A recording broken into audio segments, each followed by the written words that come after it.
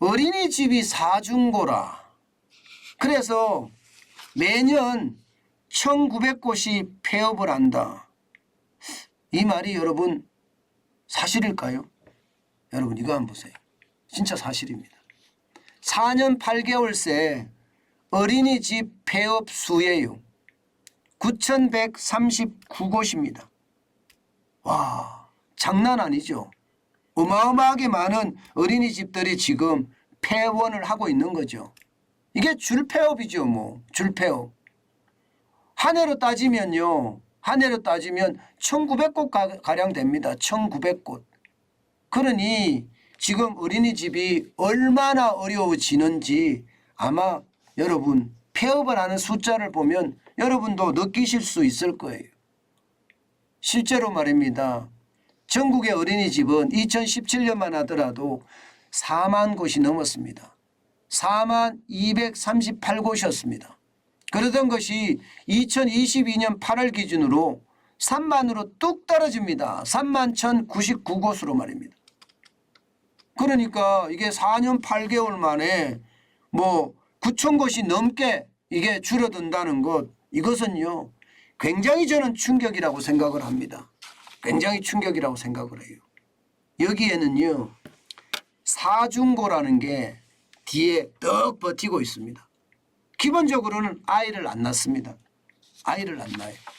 이게 아이를 놓는 것보다가 아이를 키우는 것이 더 걱정이 돼서요 아이 안 낳습니다. 전부 다. 하나같이 아이 낳는 것에 대해서는요 여러분 손을 절레절레 흔듭니다. 그러니 출산율이 세계 최저잖아요. 한 사람이 한 명을 낳지 않으니까 0.86인가 0.81까지 떨어졌죠. 그 정도로 출산율이 낮아졌으니 이게 뭐 심각하다 못해 최악이다 이런 이야기까지 하잖아요. 여기에다가 코로나19 이게 이중고입니다. 코로나19 때문에 아이를 어린이집에 보내지 않았습니다. 보낼 수가 없었고요. 코로나19 상황이 얼마나 위험합니까? 엄마 된 입장에서 아이를 그 위험에 내몰 수는 없잖아요. 그렇기 때문에 어린이집을 안 보냈던 겁니다. 그러니 진짜 죽어난다. 어린이집은. 아니 안 그래도 어려운데 학생 수가 줄어서 어려운데 아이들까지 안 보내주니까 어린이집으로 이게 폐원을 거듭할 수밖에 없는 게 현실이 돼가고 있는 거죠. 현실이. 여기에다가 여러분 운영비는 또 얼마나 올라갔습니까? 운영비는 지금 그 어느 때보다 엄청나게 많이 올라갔습니다. 시설 운영비도 많이 올라가고요. 임대료도 올라가고요. 금리를 올리니까 임대료를 올리는 거예요. 임대료를. 게다가 이게 운영비라는 게 여러분도 알다시피 아이들이면 이제 밥도 해 먹어야 되고 이러잖아요. 근데 그 비용도 진짜 만만치 않게 올라간 거예요. 그러니 웬만큼 이게 학원비를 받아서는 어린이집 그 회비를 받아서는요 도저히 어린이집을 운영하기 어렵다 이렇게 이야기하는 게 3중고입니다. 4중고는 뭐냐? 최저임금이에요. 최저임금. 최저임금까지 엄청나게 올렸잖아요. 최저임금까지 많이 올리니까 어린이집이 줄폐업할 수밖에 없는 거죠. 여러분 지난 5년 동안 임금만 말입니다. 문재인 정부 5년 동안 거의 45%가 올라갔어요. 이렇게 올라갔는데 누가 버텨내겠습니까? 버텨내는 거 불가능합니다. 불가능합니다. 그만큼 말입니다. 상황이 굉장히 어려워졌다 이렇게 이야기할 수가 있는 거예요. 어린이집이 이렇게 폐업하는 것은 어쩌면 당연한 수순이 아닌가 그런 생각까지 하게 됩니다. 여러분 이렇게 됐을 때 우리 대한민국 괜찮을까요? 저는 그런 게 걱정이 돼요. 인구 지진이라는 표현이 있잖아요. 인구 지진이라는 게 결국은 말입니다. 한 명이 한 명을 낳았을 때는 괜찮지만 한 명이 한 명을 안 낳았을 때는 그 상황이 굉장히 어려워진다. 나라가 없어질 수도 있어요. 나라가. 지금처럼 가면 대한민국도 굉장히 어려운 그런 상황을 맞을 겁니다. 게다가 이게 인구가 줄어드는 속도가 세계 최고로 빨리 줄어들고요. 고령화 속도는 세계 최고로 가장 빠릅니다. 이런 상태라면 여러분 여야가 정쟁만 일삼아야 될 것이 아니라 어떻게 하면 대한민국의 100년 대계 200년 대계 천년대계를 만들 것인가? 여기에 골몰해야 된다. 저는 그런 생각 진짜 많이 하거든요. 그런데 그런 생각은 아예 없어요.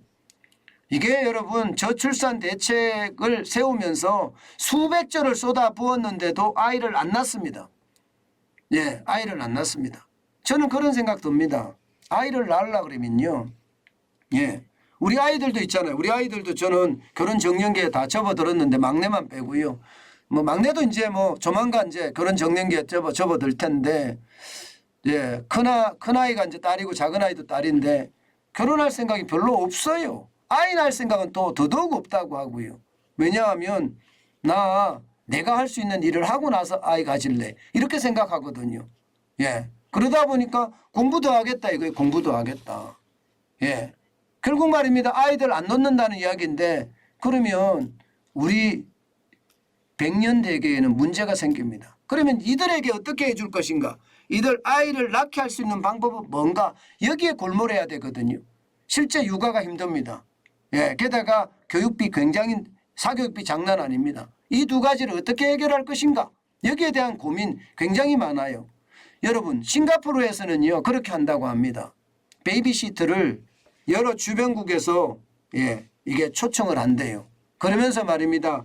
여러 주변국의 그 최저임금보다가 플러스 알파를 주면서 데리고 온대요. 그러면 얼마 안 되겠죠? 얼마 안 됩니다. 아마 우리 돈으로 하면 100만 원을 조금 넘어서면 베이비시터를 구할 수가 있겠죠. 그런데 우리나라는요. 우리나라는 외국인이라고 하더라도 베이비시터를 구하려고 하면요. 400만 원이 기본입니다. 400만 원이 기본이에요. 그러면 누가 아이를 놓겠습니까? 저는 싱가포르에서 하는 그런 제도 저는 나쁘지 않다고 봐요. 대한민국 같은 나라들이 바로 이런 제도, 이런 선진제도라고 이야기할 수는 모르겠습니다. 먼저 했던 제도, 선발제도. 그런 제도를 도입을 해서 육아에 대한 고통을 많이 해결을 해주고요.